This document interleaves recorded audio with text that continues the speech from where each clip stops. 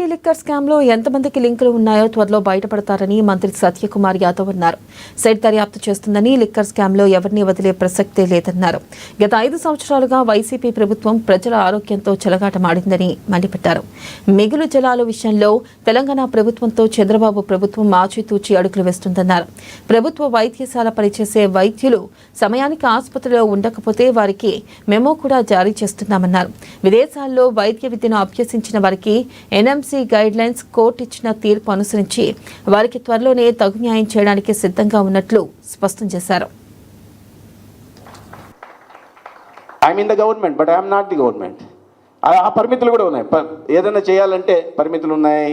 ఒక్కడిని కావడం ఈ రకంగా రకరకాల సమస్యల్లో ఒత్తిడిలో ఉన్నమాట. అయితే ఆరోగ్యం అనేది సవాలు. ఇవాళ కొత్త సవాళ్ళు మన ముందుకు వస్తూ ఉన్నాయి.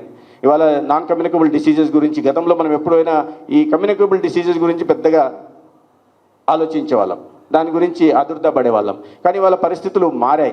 నాన్ కమ్యూనికబుల్ డిసీజెస్ ఇవాళ పెను సవాలుగా మన ముందు నిలిచాయి. దానికి అనేక రకాల కారణాలు ఉన్నాయి. ప్రధానంగా జీవన శైలిలో మార్పులు చేసుకోవాలి, లేదా ఆహారపు అలవాట్లు మార్చుకోవాలి. మనం ఇవన్నీ చెప్తున్నాం, ఇవన్నీ మాట్లాడుతున్నాం. మనం కూడా మళ్ళీ టేబుల్ మీద మంచినీళ్ళు తాగాల్సి వస్తే ప్లాస్టిక్ బాటిల్ తాగుతున్నాం. ఇవాళ అనేక రకాలుగా క్యాన్సర్ పెరుగుతోంది. మనం తినే తిండిలో కానీ, మనం తాగే నీటిలో కానీ, మనం పీల్చే గాలిలో ప్రతి చోట కలుషితమైన కారణంగా ఇవాళ ఈ రకమైన పెను సవాళ్ళు మన ముందు కొత్తగా నిలుస్తున్నాయి. ఇవాళ క్యాన్సర్ అనేది ప్రధాన కారణంగా ఉంది.